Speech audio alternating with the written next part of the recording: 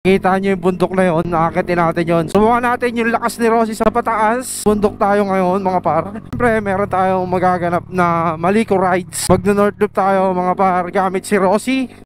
Si Rosie is kargado na mga par. Siyempre kailangan masubukan muna para sigurado tayo kung ano man yung mangyayari or magkakaroon ng aberya. Nandito tayo sa malapit, di ba? Wala na lang nung umakyat tayo sa Infanta. All goods naman, kabundukan naman doon. Ilan talaga, kumalas lang yung pulley mga par. Kuha pala ng motor ko, si Boss Eman, sila Boss Christian ng Jeg Motorworks. So tayo, hindi naman tayo customer ng Jeg Motorworks. Dahil ang Jeg Motorworks mga pare, sponsor sa atin ni Boss Eman. So gusto ko lang magpasalamat kay Boss Eman, kay Boss Christian at kay Alvin na nag-asikaso kay Rosie mga par. Ito, bakit tayo ng bundok? Uphill naman. Ito, walang top speed. Ang top speed mo rito is paahon. Kanina nasubukan ko na is 80. Not bad mga par, lalo na paahon. Tapos may dala pa akong gamit, tools, pambaklas ng panggilid. If ever na kumalas ulit yung pulley, hindi nakakalas yan mga par dahil bago na yung nut, naka-threadlock na rin. So kita-kisa na tayo sa tuktok ng bundok. Let's go!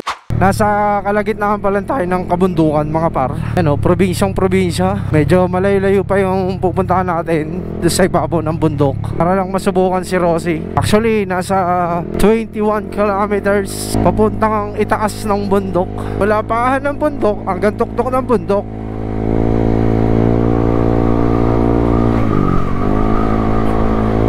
All goods mga par, wala akong masabi. Talagang ang lakas sumatak, walang ka-problema.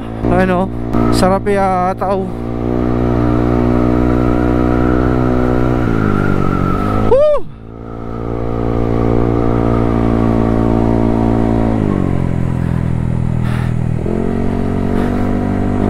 Hindi ko alam kung anong barangay na to, pero malapit na tayo sa ituktok ng bundok mga par. Na mga par, dito sa may babaw ng bundok, dito sa left side natin, natin yung tanawin sa kabilang bundok. Kahit ba tayo ng konti, titignan natin kung ano yung tsura pa dito sa ituktok ng bundok. Ayan o, ayan mga par.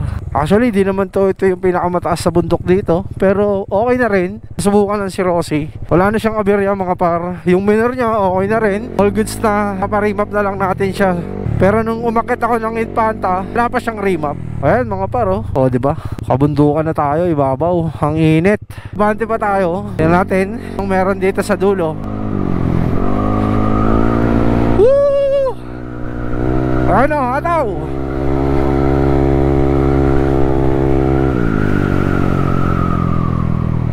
Lakas. Wow, ang ganda oh. Angas mga par, ang ganda. Solid. Picture lang tayo. Picture natin si Rosie para maganda tignan, di ba? Pang profile. All goods. Nang tanawin. Ayan oh. Picture natin si Rosie para may remembrance sa bundok.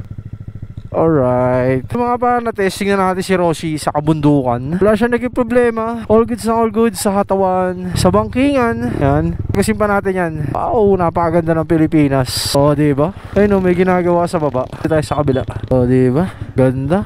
Sobrang sarap ng hangin. Goods sa all goods. Ayan, kitang kita ng kabundukan dito mga para. Yan o. Dun sa kabila, napakaganda. Alright,